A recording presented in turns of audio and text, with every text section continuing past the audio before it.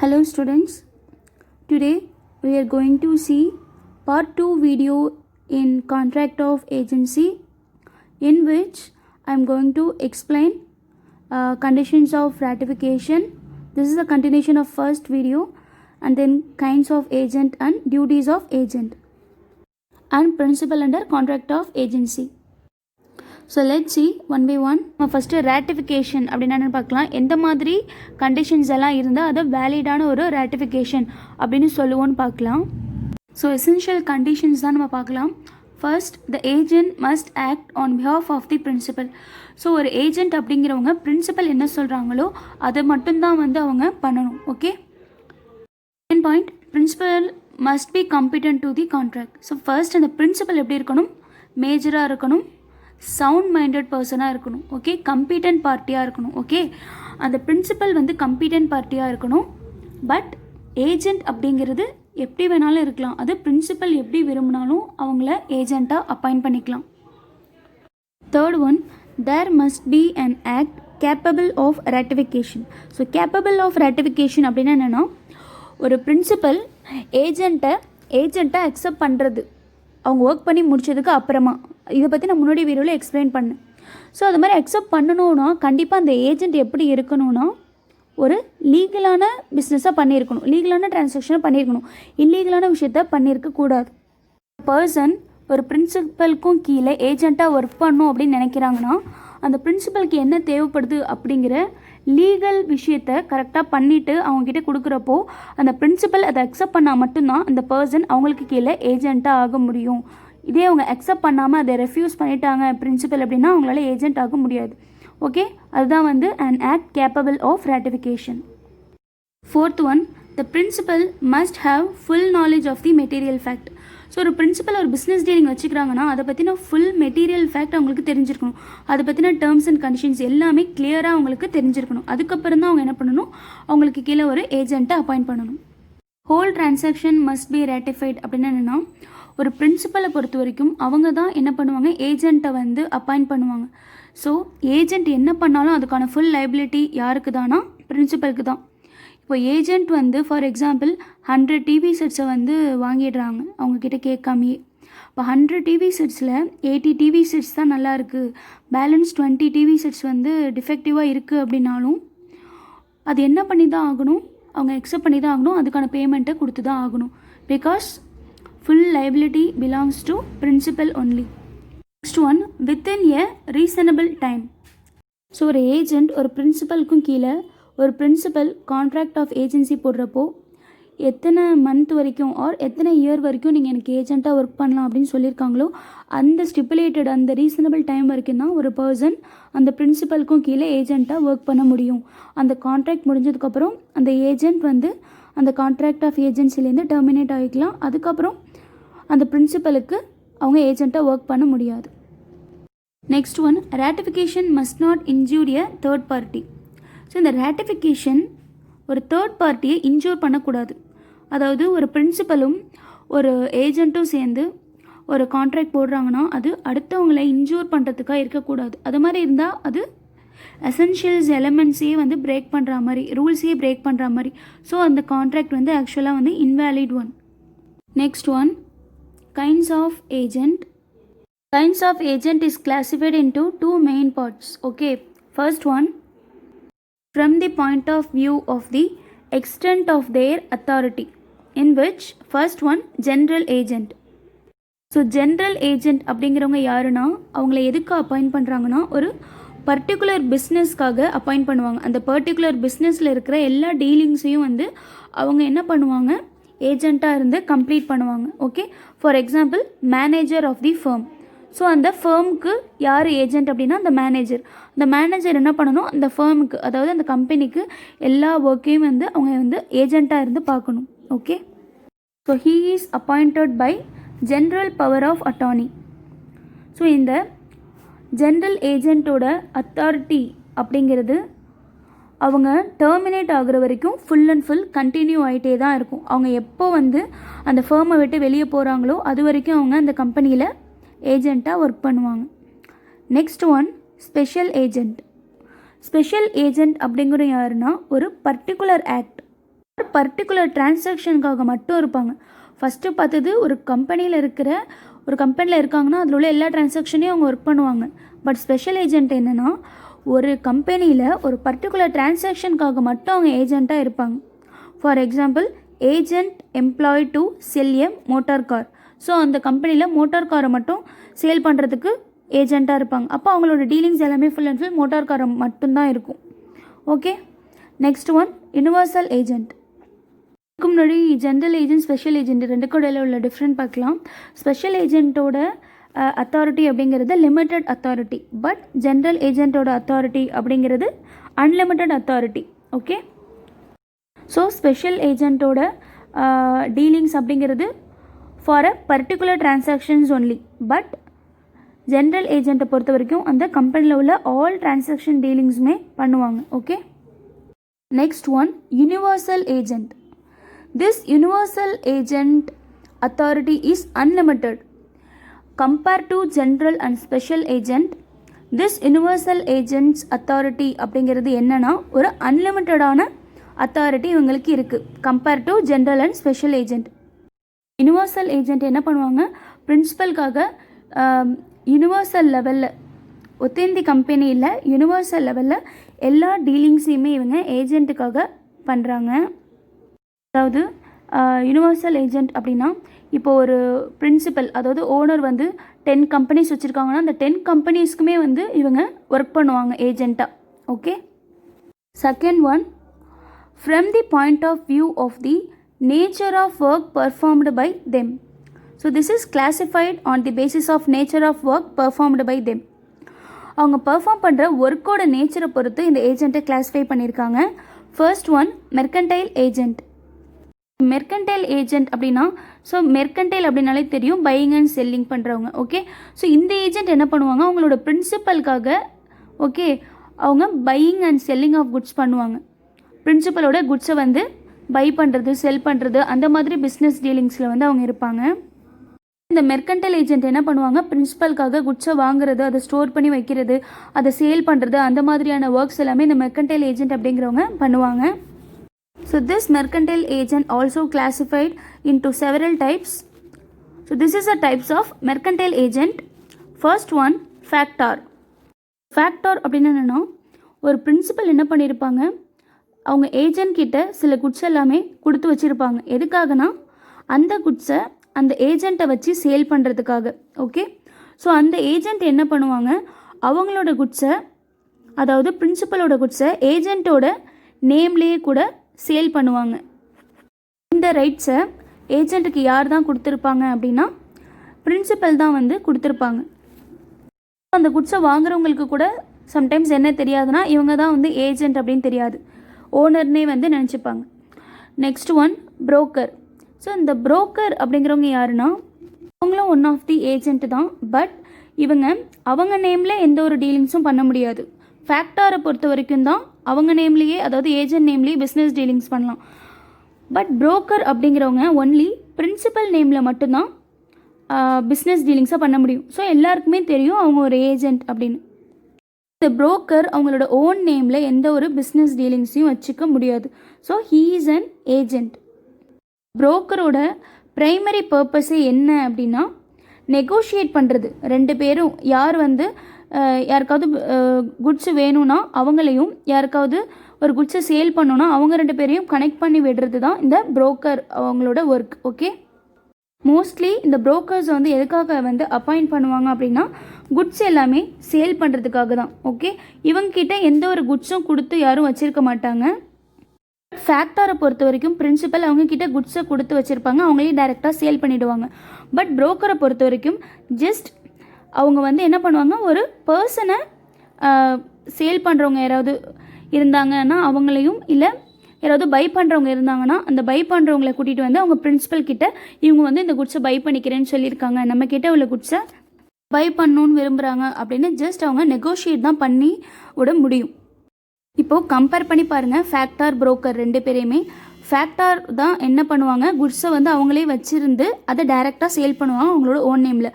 But broker அப்படிங்கிறவங்க just connect பண்ணி தான் விடுவாங்களே தவிர அவங்க டைரெக்டாக குட்ஸை வந்து சேல் பண்ணவும் முடியாது, அவங்க ஓன் நேம்லேயும் சேல் பண்ண முடியாது. Okay, next one, commission agent. So commission agent அப்படிங்கிறவங்க யாருன்னா, யார் பை பண்ணுறாங்களோ அவங்களையும் சேல் பண்ணுறவங்களையும் கனெக்ட் பண்ணிவிட்டு என்ன பண்ணுவாங்க, அதுக்கு கமிஷன் 2 பேர்கிட்டையுமே ரிசீவ் பண்ணிப்பாங்க. அவங்க தான் கமிஷன் ஏஜெண்ட். இந்த கமிஷன் ஏஜெண்ட் அப்படிங்கிறவங்களும் one of the mercantile agent தான். ஸோ இது எல்லாமே நம்ம டைப்ஸ் தான் பார்த்துட்ருக்கோம். ஓகே, ஸோ இந்த கமிஷன் ஏஜெண்ட் அப்படிங்கிறவங்க 2 பேர்கிட்டையுமே கமிஷன் வாங்கிப்பாங்க. ஓகேவா, இவங்கக்கிட்ட குட்ஸ் பொசிஷனாக இருக்கலாம், இல்லாமையும் இருக்கலாம். ஓகேவா, அதாவது செல்லர்கிட்டேருந்து குட்ஸை வாங்கி செல்லருக்காக இவங்க சேல் பண்ணியும் கொடுப்பாங்க. சில நேரத்தில் ஜஸ்ட் கனெக்ட் பண்ணி மட்டும் விடுவாங்க. ஓகே, ஸோ இங்கே கமிஷன் ஏஜெண்ட் அப்படிங்கிறவங்க புரோக்கர் மாதிரியும் இருப்பாங்க, சம்டைம்ஸ் ஃபேக்டார் மாதிரியும் இருப்பாங்க. But he receives commission from buyer and seller for his service. Next one, del credere agent. This is also one of the types of mercantile agent. So இந்த del credere agent அப்படிங்கிறவங்க யாருன்னா, அவங்க guarantee கொடுப்பாங்க. Okay, அதாவது பையருக்கும் செல்லருக்கும் நடுவில் ஒரு கேரண்டாராக யார் இருப்பாங்க அப்படின்னா இந்த டெல் கிரெடர் ஏஜெண்ட் இருப்பாங்க. ஸோ இந்த டெல் கிரெடர் ஏஜெண்ட் என்ன பண்ணுவாங்க, ஷூரிட்டி மாதிரி கொடுப்பாங்க. ஒருவேளை அந்த ஷூரிட்டி கொடுக்குறப்போ அதே மாதிரி ஒரு பர்சன் ஃபெயில் பண்ணிட்டாங்க அப்படின்னா அந்த ஷூரிட்டி கொடுத்த பர்சன், அதாவது இந்த ஏஜெண்ட் தான் அதுக்கான காம்பன்சேஷனை பிரின்சிபலுக்கு கொடுக்கணும். ஸோ இந்த டெல் கிரெடர் ஏஜெண்ட் அப்படிங்கிறவங்க ஷூரிட்டி கேரண்டிலாம் கொடுக்குறாங்கல்ல, ஸோ இதுக்காக இவங்க எக்ஸ்ட்ரா கமிஷன் ரிசீவ் பண்ணுவாங்க. ஏன்னா நார்மலாக கமிஷன் ஏஜெண்ட்டாக இருந்தால் ரொம்ப எக்ஸ்ட்ரா கமிஷன்லாம் ரிசீவ் பண்ண மாட்டாங்க. பட் ஷூரிட்டிலாம் கொடுக்குறதுனால இவங்களுக்கு என்ன ரைட்ஸ் இருக்குது, எக்ஸ்ட்ரா கமிஷன் ரிசீவ் பண்ணுறதுக்கு ரைட்ஸ் இருக்குது. பிகாஸ் ஏதாவது ஒரு பேமெண்ட் ஃபெயிலியர் வந்துருச்சுன்னா இவங்க தான் என்ன பண்ணி ஆகணும், அதுக்கான காம்பன்சேஷனை கொடுத்தாகணும். பிகாஸ் இந்த டெல் கிரெடர் ஏஜெண்ட் தான் என்ன பண்ணுவாங்க, அந்த பிரின்சிபலுக்கு ஒரு தேர்ட் பார்ட்டியை கூட்டிகிட்டு வந்து பை பண்ணுறதுக்கு கனெக்ட் பண்ணி விடுவாங்க. ஸோ அந்த மாதிரி டைமில் ஏதாவது பேமெண்ட் ஃபெயில் பண்ணிட்டாங்க தேர்ட் பார்ட்டி அப்படின்னா அந்த பிரின்சிபலுக்கு யார் வந்து இந்த மணி கொடுப்பாங்கன்னா இந்த ஏஜெண்ட் தான் காம்பன்சேஷன் மணியை கொடுப்பாங்க. இதில் எக்ஸாம்பிள் கொடுத்துருக்கு பாருங்கள். If the pier does not பே, இங்கே பையர் யாருன்னா தேர்ட் பார்ட்டி, பிரின்சிபல் கிட்ட கொண்டு வந்து விட்டுருப்பாங்க பார்த்தீங்களா ஏஜெண்ட். ஓகேவா, ஸோ அவங்க தான் அந்த தேர்ட் பார்ட்டி பேமெண்ட் பண்ணலைன்னா அந்த ஏஜெண்ட் என்ன பண்ணுவாங்க, அவங்களோட பிரின்சிபலுக்கு மணி பே பண்ணி ஆகணும், compensation money. Next one, non mercantile agent. Non mercantile agent அப்படின்னா யாருன்னா, அவங்க யூஸ்வலாக என்ன டீலிங்ஸ் பண்ண மாட்டாங்கன்னா buying and selling of goods பண்ண மாட்டாங்க. ஓகேவா, but he is a insurance councils or advocates or wife. So non mercantile agent அப்படிங்கிறவங்க குட்ஸை பையிங் அண்ட் செல்லிங் பண்ணுற டீலிங்ஸில் இருக்க மாட்டாங்க. So as it name implies non-mercantile, he can act just like an guardian or a solicitor. Next one, நம்ம duties பார்க்க போகிறோம். So ஏஜென்ட்டுக்கு என்னென்ன duties இருக்குது, ஒரு ஏஜென்ட் கான்ட்ராக்ட் ஆஃப் ஏஜென்சியில் சைன் பண்ணி ஒரு பிரின்சிபலுக்கும் கீழே ஒர்க் பண்ண ஆரம்பிச்சிட்டாங்கன்னா அவங்களோட டியூட்டி என்னென்னலான்னு பார்க்கலாம். ஸோ ஃபர்ஸ்ட் டியூட்டி என்னென்னா, he should follow the instruction of the principal. Principal என்ன இன்ஸ்ட்ரக்ஷன் கொடுக்குறாங்களோ, பிரின்சிபல் என்ன கமெண்ட் கொடுக்குறாங்களோ அதுபடி ஒர்க் பண்ணுறது மட்டும்தான் யாரோட வேலை, ஏஜென்ட்டோட வேலை. ஸோ அந்த ஏஜென்ட் வந்து பிரின்சிபலுக்கு ஒபே பண்ணணும். பிரின்சிபல் ஒரு விஷயத்தை பண்ணணும் அப்படின்னா பண்ணணும், பண்ணக்கூடாது அப்படின்னா அவங்க பண்ணக்கூடாது. Okay, second one, duty to carry out the work with care and skill. ஒரு பிரின்சிபல் ஒரு விஷயம் சொல்கிறாங்கன்னா அதை ரொம்ப கேர் எடுத்து ஸ்கில்ஃபுல்லாக அதை பண்ணணும். ஓகே, அதை விட்டுட்டு நெக்லிஜென்ஸாக பண்ணாங்க அப்படின்னா அதனால வர லாஸ்க்கு ஏஜென்ட் தான் பொறுப்பு. Next third one, duty to render accounts to the principal. அப்படின்னா என்னென்னா, ஒரு பிரின்சிபல் ஏஜென்ட் கிட்ட என்னென்ன ஒர்க்லாம் பண்ண சொல்கிறாங்களோ, என்னென்ன பிஸ்னஸ் டீலிங்ஸ்லாம் பண்ண சொல்கிறாங்களோ அது எல்லாத்தையும் பண்ணுறப்ப ஒவ்வொன்றையும் ஒவ்வொரு டிரான்சாக்ஷன்ஸையும் ரெக்கார்ட் பண்ணி வச்சு அந்த ரெக்கார்ட்ஸை கரெக்டாக சப்மிட் பண்ணணும். யார்கிட்டனா, ஏஜென்ட் பிரின்சிபல் கிட்ட சப்மிட் பண்ணணும். ஸோ நெக்ஸ்ட் ஃபோர்த் ஒன் பார்த்தீங்கன்னா, கம்யூனிகேட் வித் பிரின்சிபல்.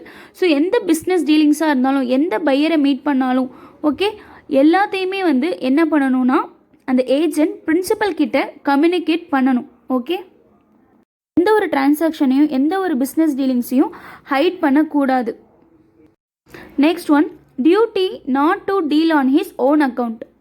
ஒரு ஏஜென்ட் அப்படிங்கிறவங்க ஃபுல் அண்ட் ஃபுல் பிரின்சிபலுக்கு தெரியாமல் எந்த ஒரு விஷயத்தையும் பண்ணக்கூடாது. ஓகே, எந்த ஒரு ரெக்கார்டிங்ஸாக இருந்தாலும் எந்த ஒரு டிரான்சாக்ஷனாக இருந்தாலும் அது எல்லாத்தையுமே என்ன பண்ணணும்னா அக்கௌண்ட்ஸ் மெயின்டைன் பண்ணி கொடுக்கணும். எதையுமே அவங்களுக்கு தெரியாமல் ஹைட் பண்ணி தனி அக்கௌண்ட்ஸ் மெயின்டைன் பண்ணக்கூடாது.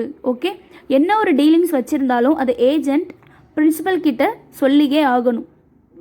Next one, duty not to make secret profit from agency. இப்போ கான்ட்ராக்ட் ஆஃப் ஏஜென்சியில் ஒரு இம்பார்ட்டன்ட் பாயிண்ட் என்ன அப்படின்னா, சீக்ரெட் ப்ராஃபிட் மெயின்டைன் பண்ணக்கூடாது. அதாவது பிரின்சிபலுக்கு தெரியாமல் அதை ஹை ரேட்டில் சேல் பண்ணிவிட்டு கம்மியான ரேட்டை வந்து பிரின்சிபல் கிட்ட அமௌண்ட்டை கொடுத்துட்டு பேலன்ஸ் அமௌண்ட்டை அவங்க வச்சுக்கக்கூடாது. ஸோ சீக்ரெட் ப்ராஃபிட் மேக் பண்ணவே கூடாது கான்ட்ராக்ட் ஆஃப் ஏஜென்சியில். பிரின்சிபல் எந்த அமௌண்ட்டை ஃபிக்ஸ் பண்ணுறாங்களோ அதே அமௌண்ட்டுக்கு தான் குட்ஸை வந்து தேர்ட் பார்ட்டி கிட்ட ஏஜென்ட் சேல் பண்ணணும். அதுவும் யார்கிட்ட சேல் பண்ணுறாங்க அப்படிங்கிறதும் அந்த ஏஜென்ட் வந்து பிரின்சிபல் கிட்ட கம்யூனிகேட் பண்ணணும். And one, duty to pay the amount. ஒரு ஏஜென்ட் என்னென்ன பிஸ்னஸ் டீலிங்ஸ் எல்லாம் பண்ணாங்களோ அது எல்லா அமௌண்ட்டையும் கரெக்டாக ஃபஸ்ட்டு அக்கௌண்ட்ஸ் மெயின்டைன் பண்ணணும். எல்லாத்தையும் டிரான்சாக்ஷனையும் ரெக்கார்ட் பண்ணணும். அந்த ரெக்கார்ட் பண்ண எல்லா அமௌண்ட்டையும் யார்கிட்ட ஹேண்ட் ஓவர் பண்ணணும்னா பிரின்சிபல் கிட்ட ஹேண்ட் ஓவர் பண்ணணும். அவங்க எந்த அமௌண்ட்டையும் வந்து ஹைட் பண்ணக்கூடாது, சீக்ரெட் ப்ராஃபிட் மெயின்டைன் பண்ணக்கூடாது, ஓன் அக்கௌண்ட்ஸ் எதுவுமே மெயின்டைன் பண்ணக்கூடாது. Next one, duty not to use the information or received in the course of agency against the principal. So ஒரு கான்ட்ராக்ட் ஆஃப் ஏஜென்சியில் சைன் பண்ணிட்டாங்க அப்படின்னாலே ஒரு ஏஜென்ட் பிரின்சிபல் என்ன சொல்கிறாங்களோ அது கண்டிப்பாக ஃபாலோ பண்ணி ஆகணும். ஓகே, பிரின்சிபல் வந்து ஒரு குட்ஸை வாங்குறாங்க இல்லை ஒரு ப்ரைஸை ஃபிக்ஸ் பண்ணுறாங்கன்னா அதை போயிட்டு இன்னொரு கான்ட்ராக்ட் ஆஃப் ஏஜென்சியில் உள்ள பிரின்சிபல் கிட்ட சொல்லக்கூடாது. ஓகே, ஸோ அதாவது ஒரு கான்ட்ராக்ட் ஆஃப் ஏஜென்சிக்கும் கீழே ஒரு ஏஜென்ட் சைன் பண்ணிட்டாங்கன்னா அங்கே என்ன சொல்கிறாங்களோ அதை கண்டிப்பாக பண்ணியே ஆகணும். அங்கே உள்ள இன்ஃபர்மேஷன் எடுத்துகிட்டு போய் வேறு ஒரு கான்ட்ராக்ட் ஆஃப் ஏஜென்சியில் இல்லை வேறு ஒரு பிரின்சிபல் கிட்ட சொல்லக்கூடாது. Next one, duty to protect the interest of the principal in case of is death or insanity. So ஒரு ஏஜென்சியில் ஒரு ஏஜென்ட் ஒர்க் பண்ணிகிட்டு இருக்கப்போ திடீர்னு அவங்களோட பிரின்சிபல் இறந்துட்டாங்க, அப்படி இல்லைனா அன்சவுண்ட் மைண்டடாக ஆகிட்டாங்க அப்படின்னா பேலன்ஸ் இருக்கிற டீலிங்ஸ் எல்லாத்தையும் அந்த ஏஜென்ட் என்ன பண்ணணும், அவங்களுக்கு அதாவது பிரின்சிபலுக்கு ரெப்ரசன்டேட்டிவ்ஸாக இருந்து ப்ராப்பர் கேர் எடுத்து அதை கம்ப்ளீட் பண்ணணும். அதாவது பிரின்சிபலோட பிஸ்னஸை வந்து ப்ரொடெக்ட் பண்ணுறது யாரோட ஒரு டியூட்டி அப்படின்னா ஒரு ஏஜென்ட்டோட ஒரு டியூட்டி. ஸோ அதுக்கு எப்படிலாம் ப்ரொடெக்ட் பண்ணலாம், அதுக்கான என்னென்ன ரீசனபிள் ஸ்டெப்ஸ் இருக்கோ எல்லாத்தையுமே வந்து ப்ராப்பராக எடுக்க வேண்டியது ஏஜென்ட்டோட ஒரு டியூட்டி.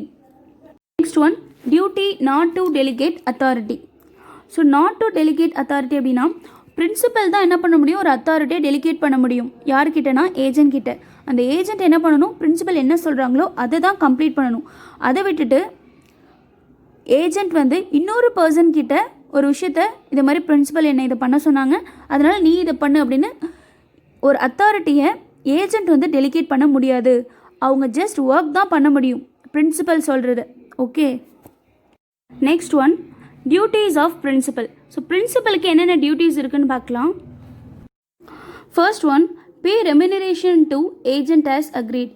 ஸோ இப்போ கான்ட்ராக்ட் ஆஃப் ஏஜென்சியில் பிரின்சிபலும் ஏஜென்ட்டும் சைன் பண்ணிட்டாங்க அப்படின்னாலே டேர்ம்ஸ் அண்ட் கண்டிஷன்ஸில் எவ்வளோ ரெமினரேஷன் கொடுக்குறாங்க அப்படின்னு எழுதியிருந்தாங்களோ அந்த ரெமினரேஷனை குறைக்காமல் கண்டிப்பாக ஏஜென்ட்டுக்கு கொடுத்து தான் ஆகணும் பிரின்சிபல்.